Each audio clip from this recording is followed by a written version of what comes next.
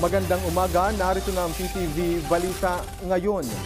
Ibinida ng Finance Department na mas dekalidad na mga ang trabaho sa kasalukuyan. Ayon kay Finance Secretary Ralph Recto, patunay rito ang resulta ng pinakahuling Labor Force Survey kung saan malaking porsyento ang wage and salary workers sa pribadong sektor. Ipinaliwanag ni Recto na mas matatag ang wage and salary workers dahil mayroon silang mga benepisyo tulad ng health insurance at iba pang social benefits. Makikita rin na dekalidad na ang mga trabaho dahil sa patuloy ang pagbaba ng underemployment na nasa 4.5% itong Enero kumpara sa 4.8% noong January 2023.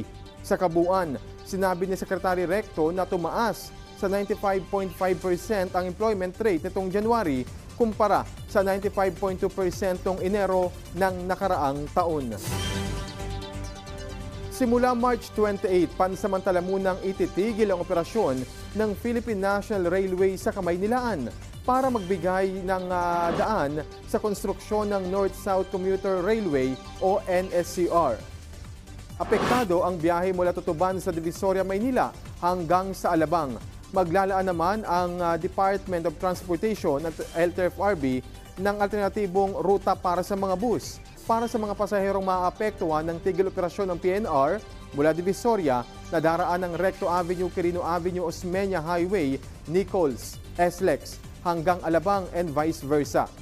Alas 7:30 ng umaga magisimula ang biyahe ng Tutuban to Alabang at alas 9 ng gabi ang last trip. Alas 5 po ng umaga sa Alabang, Tutuban at pasado alas 6 ng gabi ang huling biyahe. Inaasahan namang dahil sa tigil operasyon ay mababawasan ng 8 buwan ang panahong kakailanganin para tapusin ang NSCR. Mahigit 15 billion pesos naman ang maaaring matipid dito.